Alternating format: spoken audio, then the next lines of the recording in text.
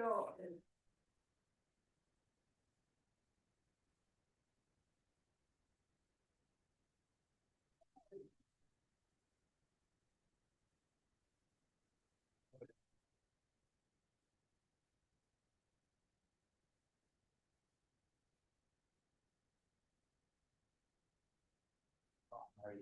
thank you. Yes, that would be great.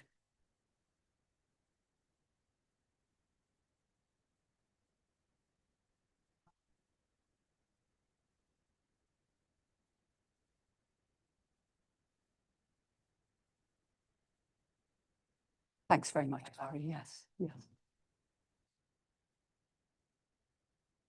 Good morning, everybody, and thank you for joining us this morning. I'm very pleased to welcome you to this IIEA event, which, as most people will probably know, is part of the Future Proofing Europe project, which is supported by the Department of Foreign Affairs and Trade. And we're delighted to be joined today by Minister Joakim Strand, who is Minister for European Affairs, Ownership Steering of Finland, and to whom I'd like to extend a very warm welcome, both to the Institute and, I understand, to Ireland, because it is your first visit. I would also like to welcome Ambassador Gardemeister and her team, and also the other diplomatic colleagues who are joining us, as well as all the members of the Institute. Minister Strand will speak to us for about 20 minutes or so on the topic of Finland's future ecosystem in a European context, and drawing on tools of strategic foresight to elicit Finland's vision for future-proofing Europe. And particularly interesting, I think he will highlight Finland's EU strategic policy objectives of strengthening European democracy, boosting its resilience to malign foreign influence, by strengthening media literacy and, of course, improving comprehensive security. For those joining online, you'll be able to join the discussion using the Q&A function on Zoom, which you should see on your screen. And please feel free to send your questions in throughout the session, and we will come to them once Minister Strand has finished his presentation. And of course, after the presentation, we will go to Q&A with our audience for the remainder of the hour. And just to remind that today's presentation and the Q&A are both on the record. And also, please feel free to join the discussion on Twitter using the handle @IIEA. And we're also live streaming this morning's discussion. So a very warm welcome to all of you tuning in via YouTube. Let me now formally introduce Minister Strand and hand over to him. He is Minister for European Affairs and Ownership Steering of Finland, and he is responsible for matters relating to the European Union within the Prime Minister's office that are not covered by the Prime Minister, and that includes representing Finland in the EU General Affairs Council. He is also responsible for state ownership steering policy, which is a very interesting area. And Minister Strand is serving his third term as a Member of Parliament from the Vaasa constituency, and that is on the west coast of Finland, where he was first elected in 2015. He has served as the chair of the Committee for the Future and the Intelligence Oversight Committee, and as a member of the Commerce Committee and the Defence Committee, among others. He holds a Master of Laws and a Master of Science in Economics and Business Administration. And prior to being an MP, he had worked in business. And he has also, and I think this is interesting, played football in Vaasa IFK, in the second highest division in Finland. Well, I don't think you probably never lose the strategy necessary for football. So, Minister, it gives me great pleasure to give you the floor. And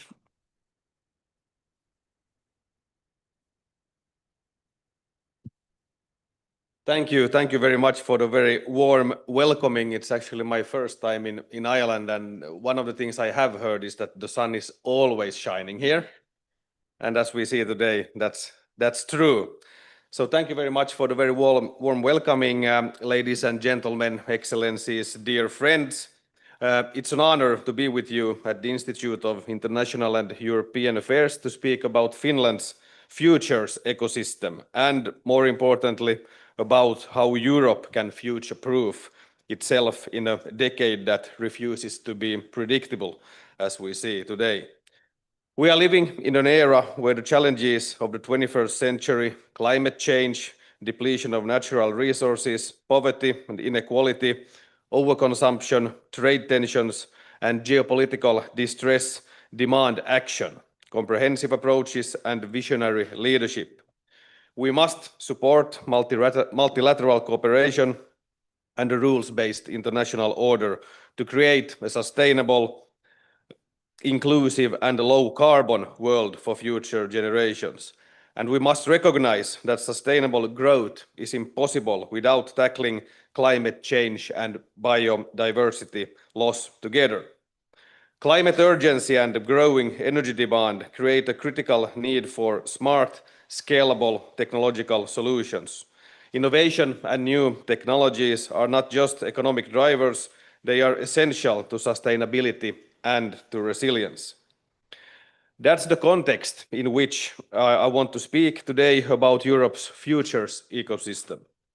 By this I mean the people, the institutions, infrastructure, and narratives that give a society the power to anticipate shocks, adapt quickly, and act together.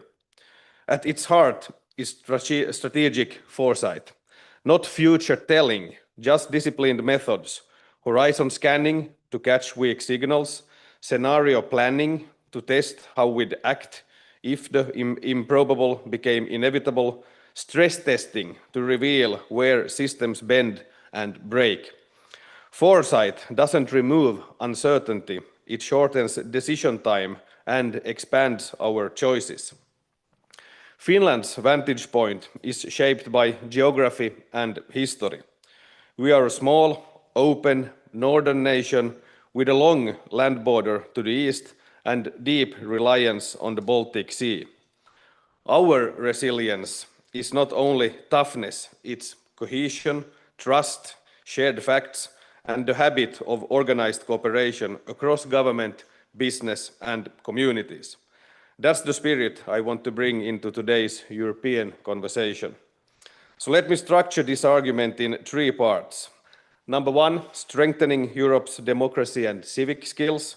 Number two, boosting resilience to malign influence, not only by countering manipulation, but by communicating better also ourselves.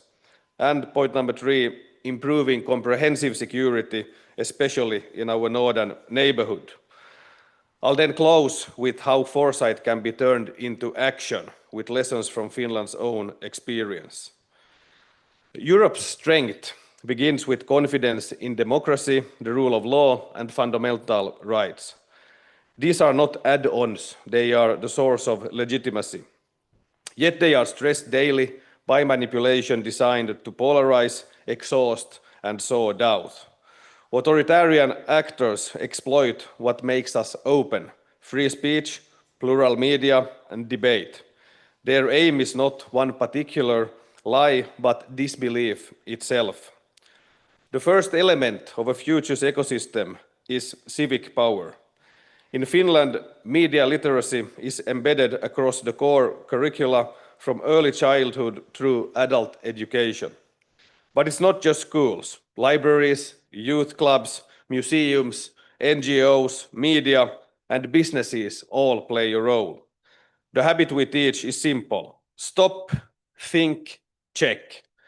Yet literacy alone is not enough. Without independent journalism, democracy backslides silently.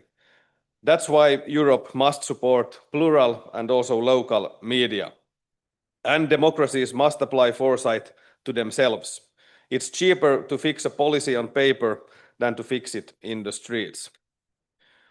Much of our response to disinformation is reactive, but resilience is also about narrative. That means shared EU member state messages on defining issues: Ukraine, competitiveness, security, digital and green transitions, enlargement. It means audience-first communication in plain language. And it means credibility, the strongest antidote of all. If our policies are coherent and our delivery is visible, our story tells itself. Finland works with EU partners, NATO, our Nordics, and like-minded countries against foreign information manipulation.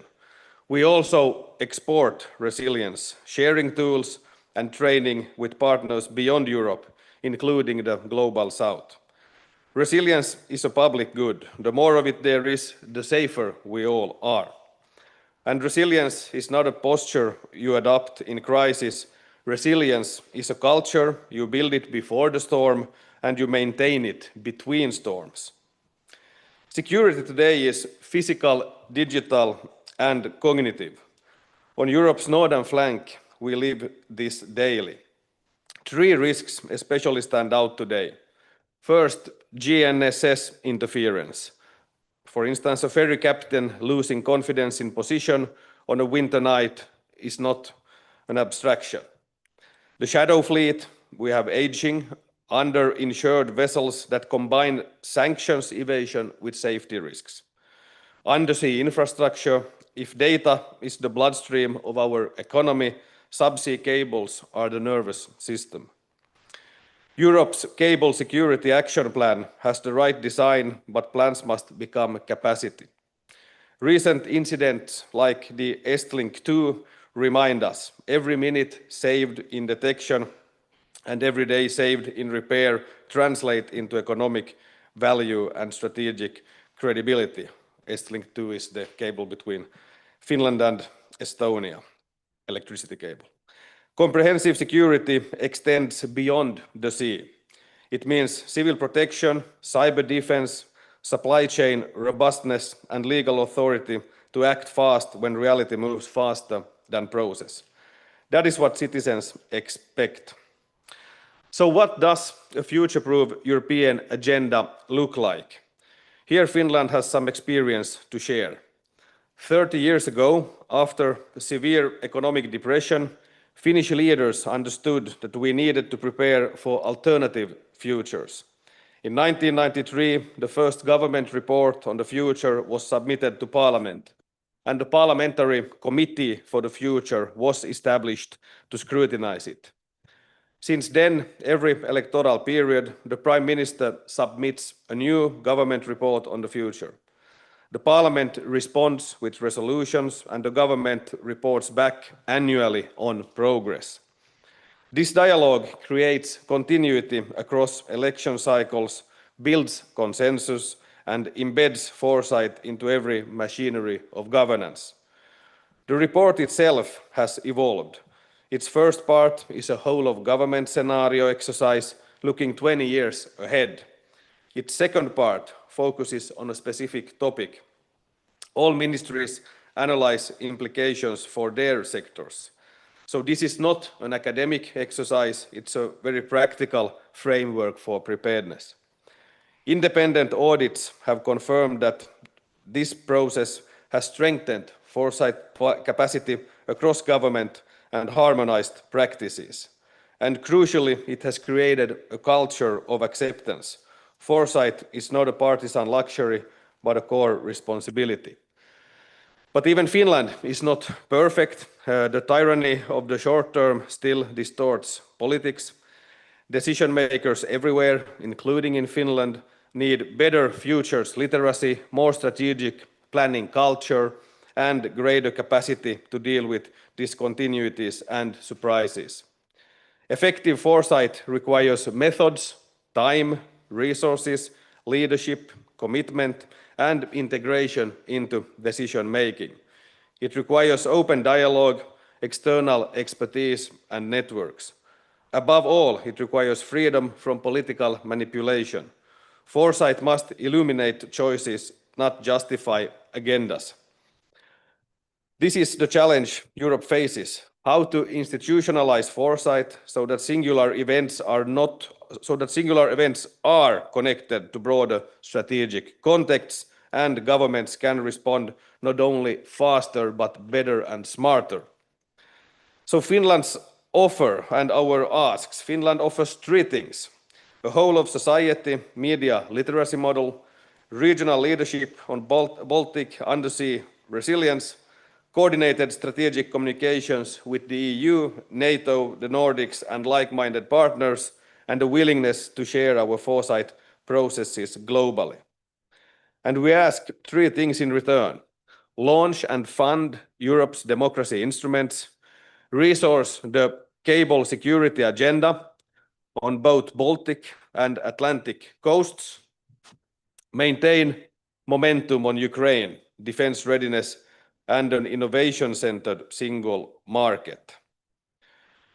So let me end with a picture of a future's ecosystem. Imagine a Europe where classrooms teach students to stop, think, and check, where local media tell the stories only they can tell, where citizens feel spoken with, not spoken at. A Baltic Sea and an Atlantic coast where cables are protected by design, where interference is detected quickly, where repair capacity is as expected as fire brigades. A European Union where every major initiative has been stress tested against multiple futures, so when the world sighs, Europe pivots. That's not a naive optimism, it's practical ambition. We have the institutions, the talent, the market, the means. What we need is the habit of foresight, of partnership, of delivery. In Finland, we compress preparedness into three verbs: learn, link, act. When we learn together, we also see the future together. When we link across borders and sectors, we can move together. And above all, we act together so we can shape the future that follows. So from the ice edge of the Baltic to the Atlantic edge of Europe, let us choose to be the shapers, not the shaped. Thank you.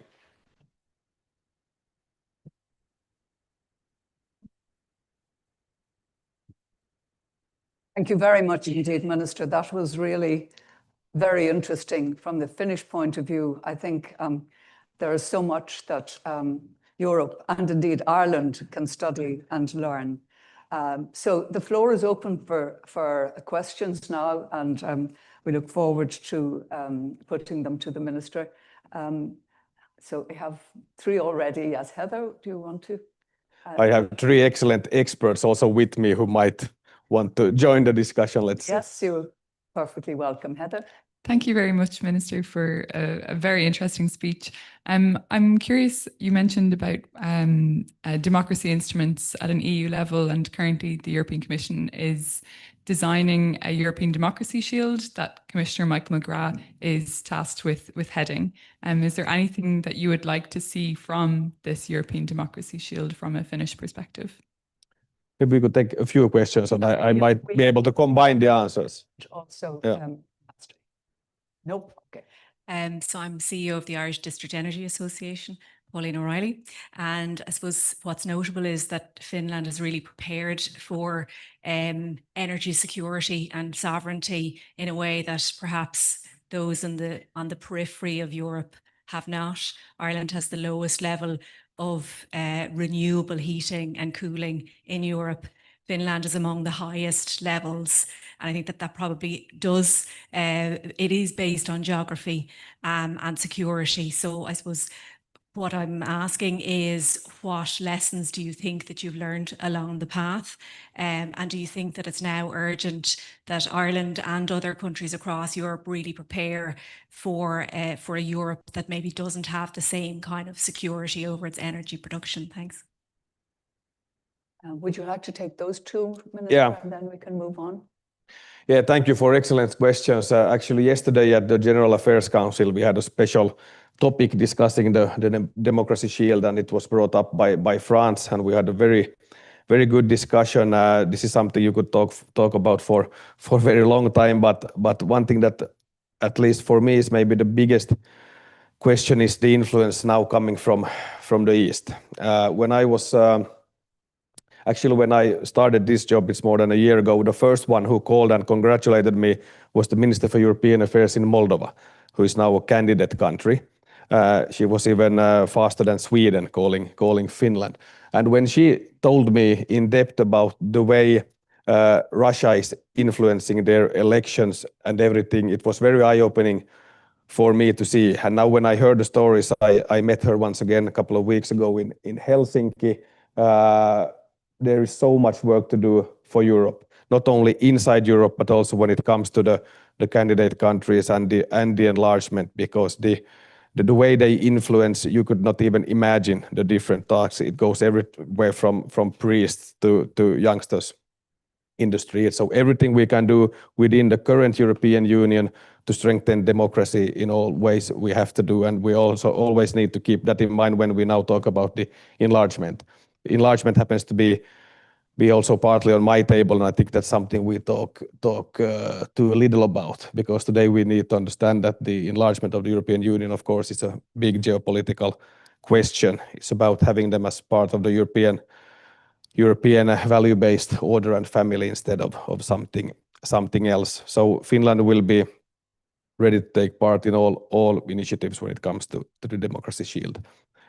Then about energy security, for us, if we think about the history first that we have with our eastern neighbor, my grandparents from both my mother's and my mother's sides have been to war with Russia. So for us, it's we understand the security threats from many points of view. That's also one reason why Finland very strongly supports Ukraine, and we need to keep supporting Ukraine, Europe as a whole, and we need to understand that Russia is posing a long-term threat to Europe. I don't know the discussion here, but I think we all need to understand that Russia is a real threat, and when the cables, etc., are breaking in the Baltic Sea, that's something we need to take extremely seriously, and that can happen anywhere. So that's why the energy systems for the future, they need to be built in a much more resilient way. They need to be to some extent also decentralized, even though they are interconnected. You need to have the tools also to repair in different parts without having total blackouts, etc. And that needs it means that you need to design them somehow partly in a new way, because we know that even today energy systems can because the problem when it comes to energy is that we usually don't have a systematic view. We look on it on a local level, or then we look on it from a technological point of view, or then we look on it from an ideological point of view. Do you like nuclear or not? Do you like wind power? When you have to see it as a system, you need to have all the balancing functions, and you need to be able to repair fast, and you need to be able to be on top also when it comes to research and innovation within the system. Because of course my dream is that Europe will fix the energy challenges also for everyone else in this world. Not only Europe, but European companies should be the ones that also export the knowledge to the rest of the world, when now emerging economies in the global south are building up their societies. We could and should have European companies building those systems. So that's what we also need within Europe, to focus more on research, development and innovation when it comes to energy, because that's the only way also to understand the security point of view from a practical level. Because when the lights are off, it's not enough just to philosophize. Then you really need to know which buttons to push. Yes, that's a sobering thought, Minister. I'm going to take a question from the members online, from Seamus Allen, who's a member of the Institute. And he asked if you could speak a bit more about how to have useful strategic foresight when it comes to the unknown unknowns. How can being better prepared for crises we have faced in the past makes us better for crises that are totally unanticipated? And of course, Finland has had crises in the past, and you have developed a very forward system for dealing with it, as you have outlined. And I think we here would be very anxious to know how you put that into practice and, as I say, make yourselves prepared for truly unanticipated crisis. A very, very big question as well. I think number one point is cooperation. First of all, you cannot work within your own bubble or within silos. You need to work with the businesses, you need to work with the government, you need to work with also the citizens. So you have to have a whole of society approach to foresight, and also the way you will then prepare for different types of scenarios. And I think that it's very important that you really sit together with time and that you call in the best experts also to analyze possible future scenarios, because usually, even though you work in a way, it's a negative starting point because you are preparing for crisis. But when you analyze the future trends, you also see the possibilities. What can be done better? You might get some new business ideas, etc. And I have noticed in the parliament, when we have the committee for the future, I was chairing it for 4 years also, when you have people from it's the only committee in the Finnish parliament, obviously, where you have not voted for 30 years. You never vote. You don't look right or left. You only look straight ahead. And when you get people with different backgrounds, different political parties, etc., to think about the future together, then that's something they also bring with them when they go to the committee for healthcare or committee for education or committee for defense. So I think maybe the most important thing is cooperation between all actors in society.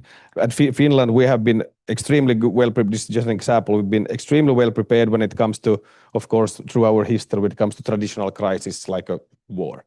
But then when we think about the corona, COVID, the pandemic, we were not that well prepared when it came to all these masks, etc., as the rest of Europe. But then we ramped it up very fast, everything from home production to imports, etc. But when I look about the Committee for the Future, our reports, we had in 2007, we had a report on Russia. And when I read that today, also Ukraine is mentioned. And then my question is, why does no one read these reports? 2007 already, we have 3 scenarios for Russia, which were more or less the worst scenario was what we are seeing today. Then we also mentioned in 2016 a report where a lot of time was spent on pandemic. Then it came in 2020.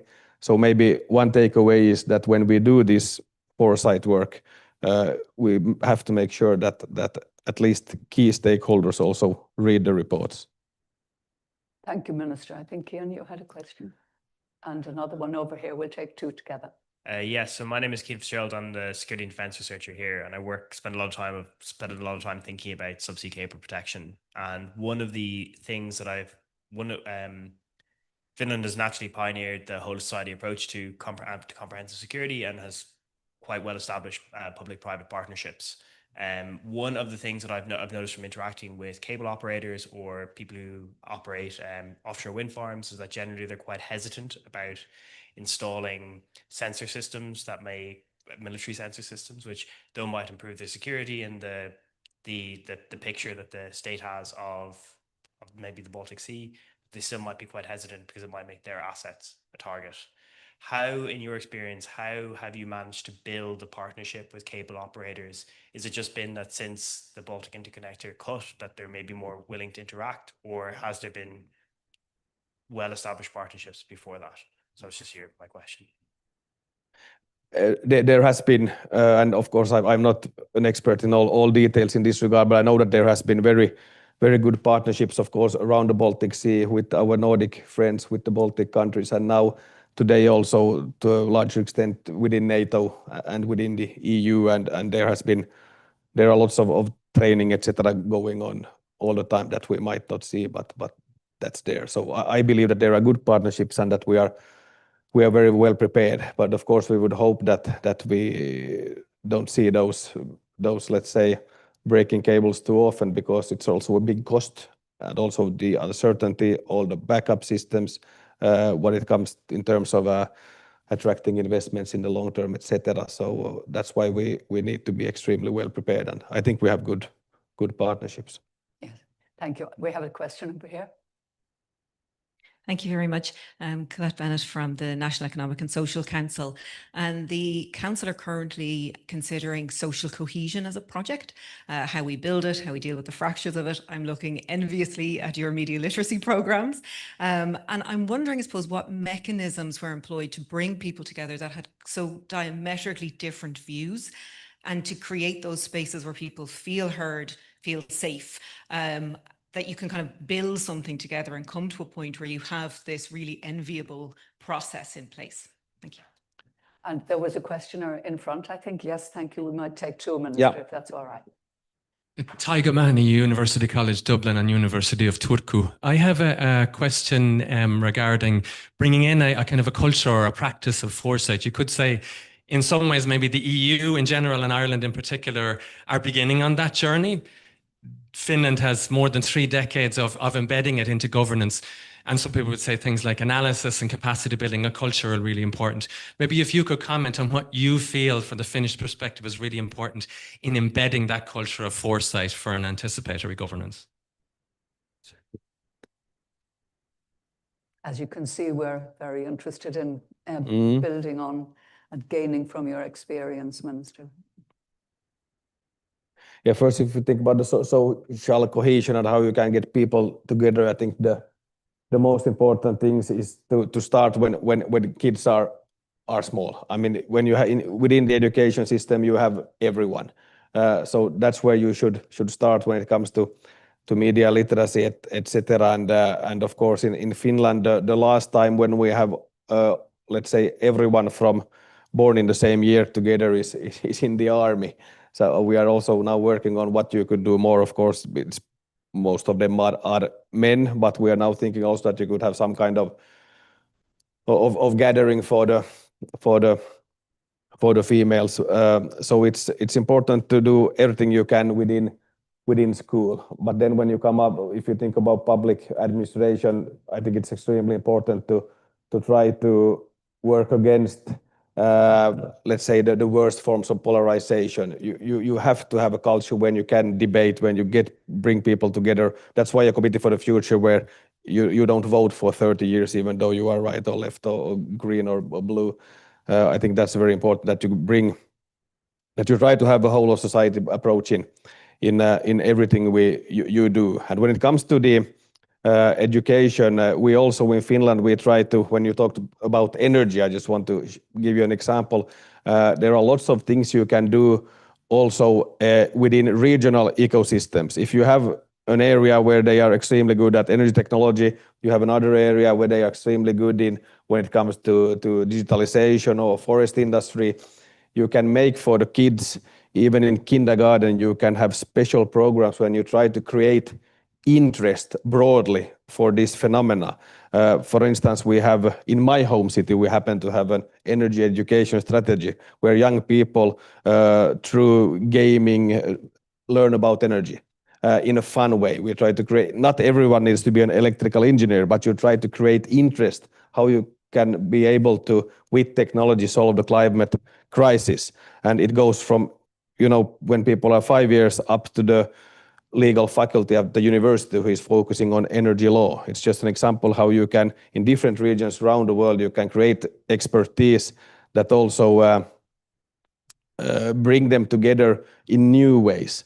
The same can be done with forestry, with sports, with everything. But and it partly goes in when you asked about how to embedding the culture of foresight. I know that many parliaments around the world have taken example from the Finnish committee. Also in Chile is one of the countries that have been visiting us many times. I remember in 2022 we organized a world meeting for the committees of the future, and I had the possibility to chair it, and it was extremely interesting to see how they work in different parts of the world. Because when our Ministry for Foreign Affairs, they really checked all the countries in the world. And they saw that 80 countries have some kind of foresight activities connected to the parliament or the government. 40 of them was something close to what we are doing. But I think it was only around 15 that has committees for the future with only parliaments parliamentarians within the committee. The other ones were more like think tanks or maybe connected to the Prime Minister's office, etc. But I think the more we get of these committees where you have people elected directly by the, or you have politicians elected directly by the people, I think that's the most effective way to also in a way embed this to the bureaucratical part of governments, when they see that that's something that people who have lots of followers, etc., talk about these issues. I think it's extremely important that we have leaders who want to talk about these things, because as I said in my speech, it cannot only be an academic exercise where a small elite writes beautiful reports to one another that no one reads, and then when you have a crisis, you don't have masks. Yeah. Or you don't know where Ukraine is. That's interesting, Minister. Yeah, we're trying to ally with business when we're talking about defence. We have a number of seminars running at the moment. I have a number of questions which I will take from people online. Following up on what you were talking about, energy, I have from Donald O'Brolacon, he asks, has the idea of a European electricity supergrid been discussed at European Council? If so, what is the current thinking on this idea? And perhaps I'll give you another one, which is different from former diplomatic colleague of mine, Peter Gunning, who's a member of the Institute. He said, you describe Russia as a long-term threat both to yourselves and to the EU. From what you know, both from history and geography, can you imagine a more peaceful, productive relationship with Russia in any reasonable time frame? Both different, but... European supergrid, I have not heard that word supergrid yet, but it sounds fantastic. If we saw what was happening in Portugal and Spain when the grid broke down, that's why I talked about the systematic approach to building and developing the energy grids. No, but it's of course Europe needs to invest more into its grid. In almost all countries we have lots of things to do, and we need to do it in a systematic way where we really think about what does the production look like, what does the transmission look like, and what does the consumption look like in different parts of countries. It has to do with everything from the weather to the industrial landscape. And now when we think about also the Draghi report pointed out how important energy is. We know that within the future MFF, I'm sure that there will be more money put on energy infrastructure. So that's extremely important. Of course, it also needs to be built and balanced in a way that we can phase out the rest we have of Russian fossil fuel at the same time. Then you asked me if I can see some kind of better relationship with Russia within the foreseeable future. Finland had a good relationship with Russia, even though we have had the wars we have had. We have had also good relationship with Russia. A lot of trade, a lot of people working together. But after what happened in Ukraine, when Russia attacked Ukraine, there has been no political cooperation at all. Of course, there is some pragmatic cooperation when it comes to we have the diplomatic ties and the border, etc. But there is really no relationships between Finland and Russia today, and I cannot see that there will be any serious relationship before this war has ended in a fair and just way. And I cannot see. It's very hard to see that with this administration we currently have in Russia that there would be any type of. But I hope that in the future. But first of all, now we need to get the war, the killing ended, and we need to get a just and lasting peace. And Russia has to pay for the damages, and they have to be brought to court. Thank you, Minister. Could I just ask on that, because many people in Finland are very sad about what is going on, because there were lots of also family ties, etc. But as our former President Mr. Niinistö said when we joined NATO, look in the mirror, because Russia caused this. Yes, yeah, that's sobering. I think when many Irish people look at Finland, what they see is this very long border you have with Russia, the longest in Europe. And just a specific question, how are you protecting that border at the moment? Because the threats are significant. And the second part of that, as you mentioned, was Ukraine. How do you feel Europe is dealing? And I mean, Europe, NATO, and the EU are assisting Ukraine. Are we doing enough? Are we conscious of how absolutely urgent it is that Ukraine is able to defend itself? Or are you somewhat depressed about certain areas of lack of support for Ukraine? Very good questions. First, if we take the Finnish, our border with Russia, it's 1,340 kilometers. So it's long. And of course, we have been living with that border and we are very prepared and we know how to protect that border. But of course, we see that more needs to be done, and also on a European level, because the Finnish outer border against Russia is also European Union's outer border. It's also the border of Spain against Russia. When it comes to EU, it's the border of NATO. So it's our common interest to strengthen the border, even though we are doing a lot. And the border, by the way, it's closed at the moment. There is nothing moving there, but of course we need to, and we are doing a lot when it comes to surveillance technology, etc., building fences, but more needs to be done.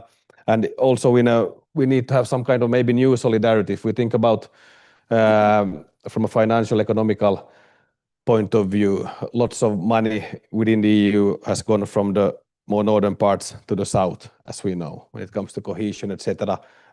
Now the countries from the south need to be able to support the border investments related to EU's outer border. So there is a lot that has to be done. And we were actually with my friends who are here today, we were visiting one of the border stations together with the Commissioner Serafin from the European Commission. We went with the helicopter from the border guard, and we had been around 15 minutes in the air when we felt the GNS interference from the Russian side. So it was a good way for us of showing to the Commission how close it is and how real it is. So without excellent pilots, it would not have been that easy to land. So there are lots of things that needs to be done. And when you talk about supporting Ukraine, of course, the European Union has done a lot. That we have to say that the EU has done a lot, both when it comes to financial support, when it comes to all the sanctions packages. We are now preparing, is it the 19th sanctions package against Russia, and also when it comes to coordinating other types of support, of course, military support, etc. I sometimes think that what if we would not have the European Union today? What would this look like? I think it's extremely good that we have a body like the European Union who is able to support. And of course, when it comes to the EU and supporting Ukraine, also as our excellent President Stubb said here at some occasion, that one of the best security guarantees is also to get Ukraine as a member of the European Union. And that's why we need to now open, our view is that we need to open the negotiation clusters now with Ukraine, and of course also with Moldova. But when it comes to the situation on the ground, I think what we see today is not very positive. I don't see any signs that Russia wants peace. So we need to keep supporting Ukraine, and we need to keep putting more pressure on Russia, because somehow we need to get this ended. There are close to 1,000 people dying per day, per side, many weeks, and that's public information. Yeah, that's the reality. I have several questions here. On polarization and cohesion from Seamus Allen. Can you talk about the difficulty of achieving common EU positions at EU foreign policy level? Now, I think you have suggested in the past, Minister, that you might favour for certain areas of common foreign and security policy, perhaps a majority voting. Perhaps you could give your views on that. It follows on, in a sense, the earlier question. Yeah, it might be good to have the possibility of majority voting in some situations, because Otherwise, I think that we will see more coalitions of the willing in different policy areas. But still, I don't think that. I mean, it's voluntarily to be part of the EU, and I think that we need to keep in mind that we have to keep the team together, and we need also to understand that the countries are different and that they have a different history, and also it's very easy for some countries to say that, okay, we need to get rid of, for instance, Russian fossil fuels. But if you have been totally dependent, your whole society of that, then it's not something you do in a day. Energy doesn't work that way. So we also have to have some kind of understanding when it comes to practical issues like infrastructure, history, etc. But then what I don't understand is when some also current member states, when they play with the Eastern forces in a way that I don't think is fair against the European Union. And when it comes to enlargement, also when we see signs that some countries might be blocking even opening the negotiation clusters with Ukraine, I don't think that is fair. And and we know which country or sometime countries this concerns. So I really hope that EU could have a stronger unity when it comes to the common security and foreign and security policy, and that's something we need to take also very serious now when it comes to the enlargement process. All the countries also in the Western Balkans need to understand that if you want to become a member of the European Union, then you are a member of the European Union, and then you need to adapt to our common foreign and security policy. Some countries are doing very well, but there are some concerning signs in some other countries. Yes, that's obviously a big issue. We had last week the Deputy Prime Minister of Montenegro, who was very hopeful that they would be able to move forward and actually be members in 2028.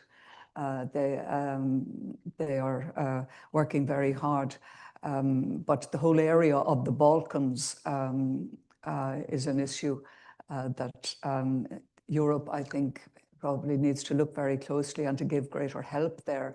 Is that your view, Minister? You said you had the enlargement in your area, and some of the countries in the Balkans seem to be going backwards rather than forwards.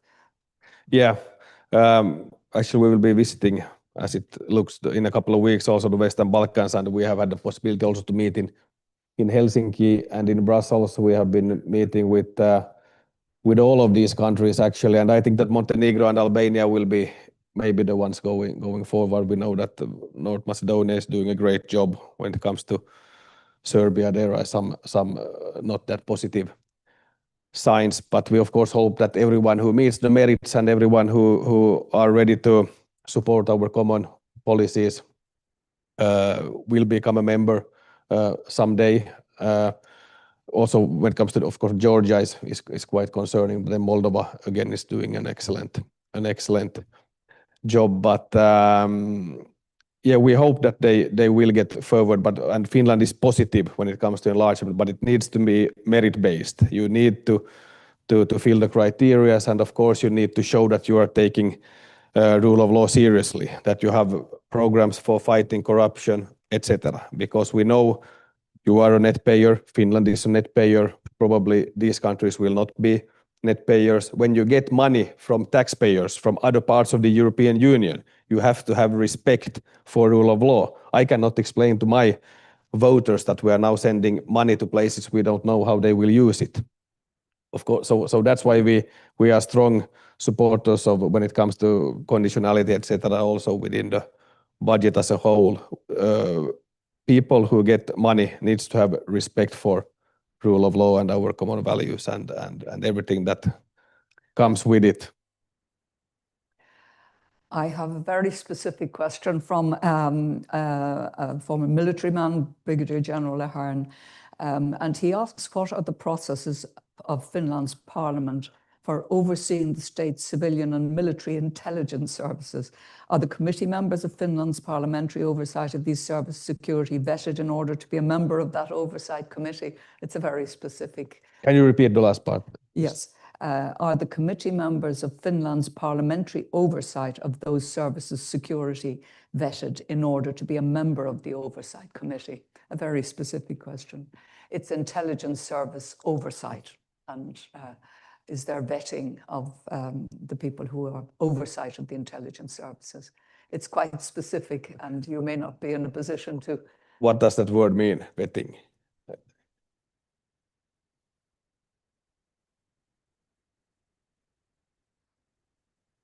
Yeah, and I understand, but I think if it was something about checking their backgrounds or something. Yeah. Yeah, that's what I meant. Yeah, yes, we are. Yeah, because I was, for 1 year, I was chair of that committee, and Oh, yes, you were chair of the Defense Committee. So the oversight, Intelligence Oversight Committee, because when we have elections in April, then we all have the government negotiations, and then most of the committees or everyone else starts their work immediately. But this Intelligence Oversight Committee usually starts in the autumn, because you are checking the backgrounds of the members. Of the members, yes. So yes. that yes. And only, let's say, because I have been one of those whose background has been checked, I know that when you get the letter, then you have the possibility to, let's say, withdraw your interest for that committee if there would be something. So if there has been something, then probably people won't know. But I know that there is, I mean, we have everyone sitting there from the Finnish parliament has gone through a background check. Thank you very much. I have a question here, and I know, Kian, we have 2 more questions. Maybe I'll take 3 quick ones together, Minister. We have too many questions. We need to keep you for a longer time, but I know you have a schedule. Next time I will bring my golf clubs. Right. I have a question again from Seamus Allen. In Ireland and elsewhere, there is growing frustration at the blocking of EU sanctions. What could strategic foresight at EU level have to offer when member states cannot even respond coherently to the present? As you probably know, there is the Irish position in Middle East, and our Tánaiste Minister is trying to get a European answer at the moment to the situation in Israel and Gaza. Extremely hard questions. I know that there are different points of views when it comes to, for instance, if we take concretely recognizing Gaza, even in the Finnish governments, there are some views of how and when it should be done. We have said that we will recognize Gaza at some point. We want to work for a 2-state solution. That's something the whole of Parliament has agree on. Me personally, I think that we should have recognized Gaza already. We now joined from the France and Saudi Arabian initiative around the process for a 2-state solution. That's something that Finland, of course, also has joined. Finland also, when it comes to the European Union, the association agreement with Israel, we are also open to discuss some kind of suspension of the agreement to relevant parts. So we are also moving. But I mean, the most important thing would be to, of course, return to the ceasefire. And now what we saw on the news also this night when we come from the Gaza City, it's not very encouraging. We need to get the ceasefire. We need to get the humanitarian aid through. We need to return the hostages, obviously, and of course international law has to be respected under all circumstances. I think the situation is absolutely terrible.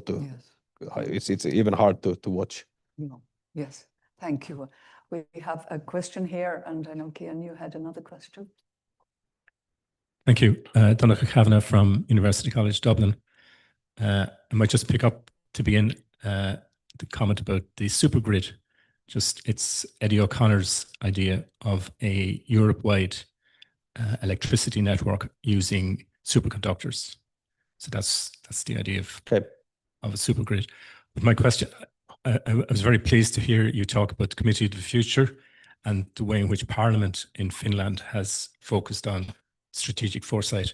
But could you talk a bit about maybe the agencies and the institutes and think tanks outside of Parliament in Finland that are part of that futures ecosystem?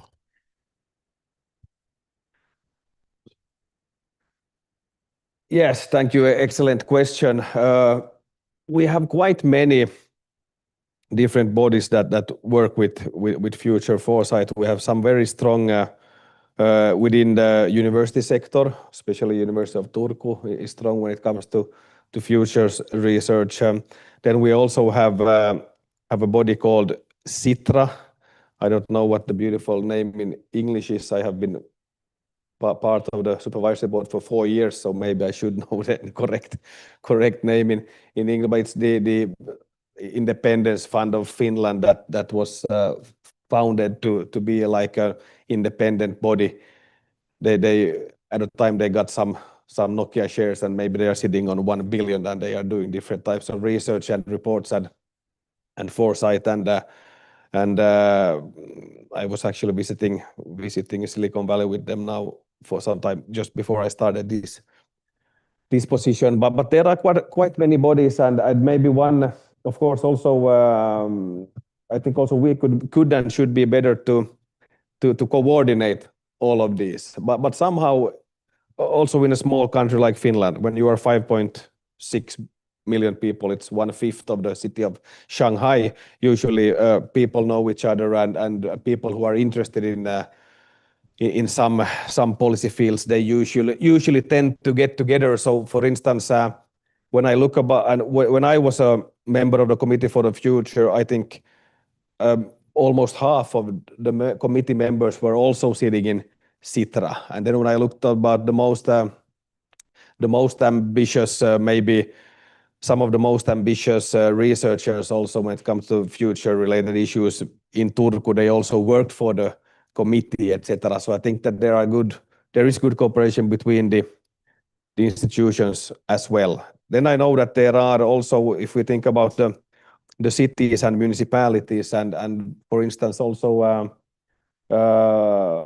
local companies, many of them do lots of very high-level future, let's say, scenario work when they do their own strategies, etc. That you can also use in other fields. And for instance, Business Finland, that is promoting exports and research and development in Finland, they have also very good work in this field. So me personally, I try to combine these, and I have used Business Finland's scenario works also a lot. And it's when I've been now more than 10 years also in the parliament, when you go, and more than 20 years on the city council level, when you go back and look at this paper and those scenarios, it's quite nice to see, because many of those things sometimes it's not nice to see, for instance, when it comes to Ukraine or the pandemic, but many also of the positive scenarios has gone forward when it comes also to the ambition to fighting climate change with technology, etc. So I think lots of good work is being done, and we need to maybe even coordinate it better. But then when it comes to trying to identify black swans, etc., it cannot be too coordinated, because you will not find them inside the box. You will find them outside the box. So there has to be freedom as well. One of the most interesting findings for me when I was working in one group was that for me, it was at least eye-opening to see how you could and should combine arts and culture with technology and innovation policy. And we had a very interesting guy who was showing examples that, for instance, when it comes to developing wind power and windmills, if the engineers would have understood to watch at 100-year-old pictures or paintings of birds and see how nature has shaped the aerodynamic with the wings, etc., you would have saved lots of time and resources when it comes to developing windmills, because the first prototypes were extremely stupid. If you had know how a bird works, you would have known better. And it has also to do with the roots of trees, how they are going underground, also has it's something you can use when you develop metro lines, etc. So they are quite interesting way when you start to combine things. Yeah, Minister, I'm really sorry to say that we have reached the end of our session. We have by no means reached the end of our questions. I have questions about Finland's relationship with the United States. I know you have a relationship. That's good. Yes, and also I think you are allying with the US and Canada in building ships in Finland. I really had hoped to reach your education system, which is, I think, an absolute model, in particular, educating young people to deal with, as you mentioned, the malign influences and misinformation. It seems really interesting.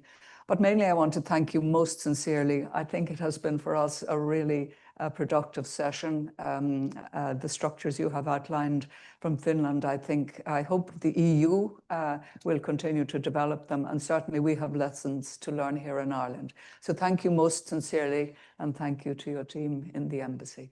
Thank you very much. Thank you.